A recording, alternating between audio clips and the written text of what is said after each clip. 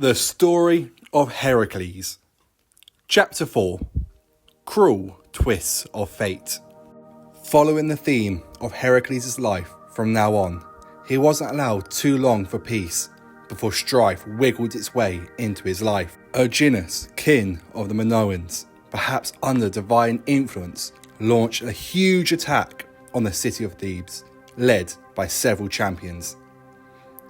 There's no surviving Greek stories about the battle itself, however we do know the outcome. Minoans were routed and forced to leave, paying a huge tribute to Thebes for the privilege. And Heracles himself was lauded as being the saviour of the city. There were even calls for him to be made king. Not that the current king Creon was a bad king by any means, but the legend of Heracles had already set sail. Creon, king of Thebes, was politically savvy, however, to link himself to the young hero by offering him his daughter, Megara, in marriage. And so the years passed for Heracles. By day, he'd go around doing what heroes do at the time, slaying beasts and monsters, helping those in need, and generally helping the people of Thebes and Greece as a whole. He married Megara, and she bore him 2 children, a boy and a girl. All were at peace. But alas, the trappings of fate and the rage of a goddess wouldn't allow him the comfort he so craved. Up on Mount Olympus, the gods and goddesses often talked about things going on in the mortal world, boasting about temples or sacrifices made in their name, and discussing their own patrons down on earth. However, nowadays, the topic of conversation had become focused on one man, Heracles. While most of the gods were tactful enough to avoid the topic in front of Hera, Zeus held no such restraint, and in his hubris declared Heracles to be Greece's mightiest hero, loudly for all to hear. Hera, once again, publicly enraged by her husband's open flaunting of the fruits of his infidelity, turned her mighty sight down on Heracles again. One day, while Zeus was distracted, Hera descended down upon Thebes. Searching, she found our hero asleep at home. Reaching down, the Queen of Heaven planted the seeds of madness in his mind. When Heracles awoke, he was more animal than man. Looking around, he spotted 2 small monsters, sulking in his den. He growled threateningly at them, before launching himself, fist raids, smashing the beasts until they lay motionless before him. Suddenly, a larger beast came running at him, screaming something fierce, but Heracles swatted it away with one strong backhand to the face, and it moved no more. Satisfied, the animal he had become curled up to sleep, and when he did so, Hera removed the spell of madness from his mind. So when he woke, he can see the truth of what he had done, as in the corner of the room slumped the bodies of his wife and children. Heracles was broken by what he had done. He couldn't remember it exactly, but he knew he had done the deed. He wept as he buried his family. The grief was overwhelming. To seek out punishment and offer retribution for what he had done, he sought the oracle at Delphi. On arrival, before the revered one, Heracles supplicated himself before her and asked what he must do to atone for his great sin. The Pythia replied they must spend 12 years at the service of King Eurystheus and complete 10 labours for him. King Eurystheus, of course, being the result of Hera's interference in the pregnancy of Nicippe, ensuring she gave birth before Alcmene, and thus meaning her son became king, not Heracles. To bind himself to the will of a man who saw Heracles as a rival and a threat to his position was to invite such tasks on him to surely lead to his deaths. For King Eurystheus, along with the rest of the Greek world, was in awe of Hercules' feats, and being another member of the line of Perseus, he had a claim on the very throne Eurystheus resided in.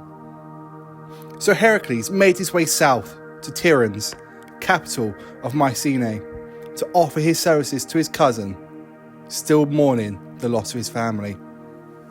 Making his way through the city, he entered the palace to prostrate himself before the king.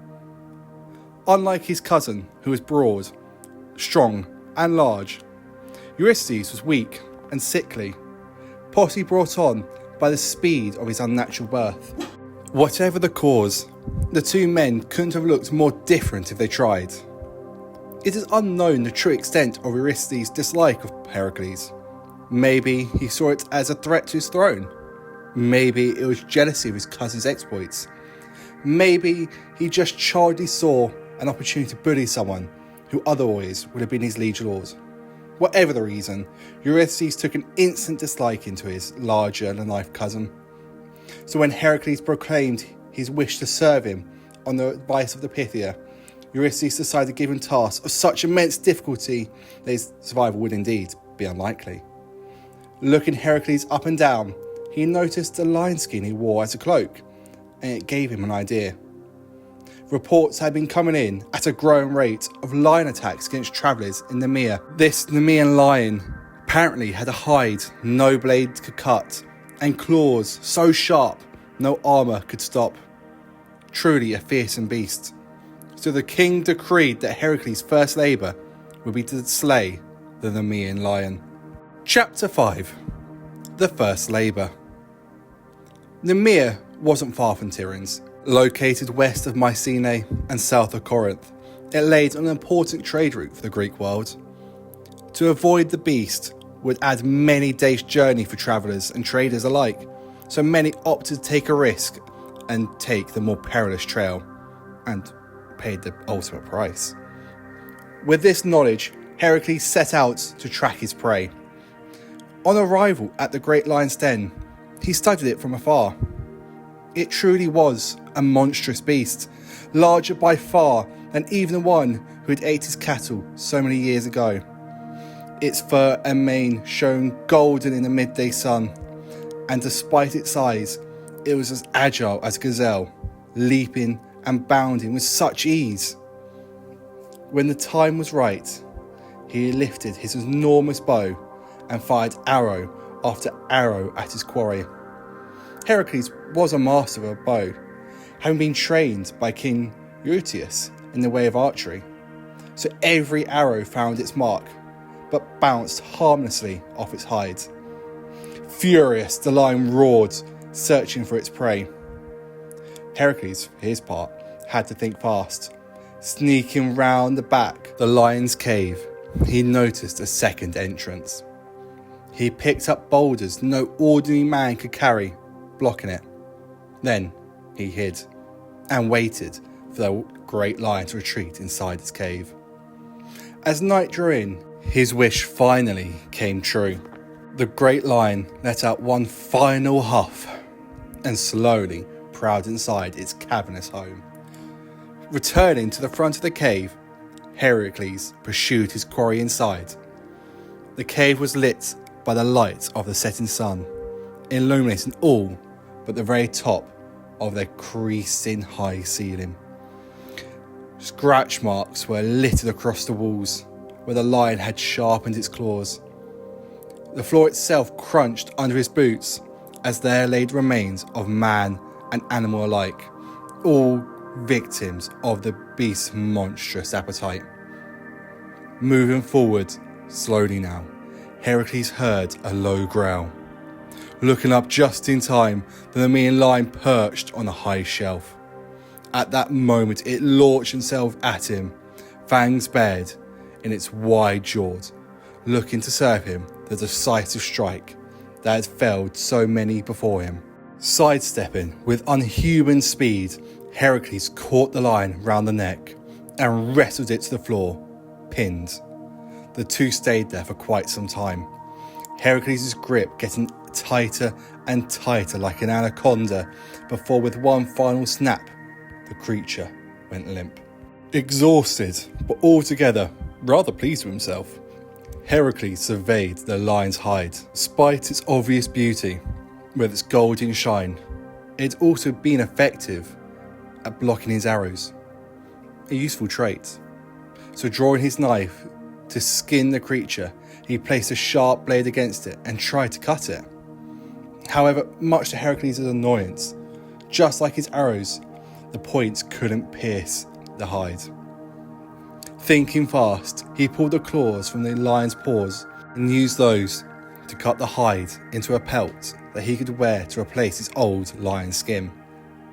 Deciding the claws could also prove to be useful, he collected them too, before finally taking his leave. The people of Nemea were overjoyed with the news. In appreciation, they offered to him the wood from an olive tree sacred to Athena.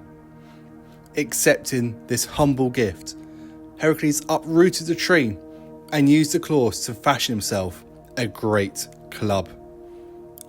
The club and the lion pelts would in time become Heracles' most often depiction in art and his most iconic look. With his first labour complete, Heracles headed back to Tiryns so Eurystheus could bestow on him the next task.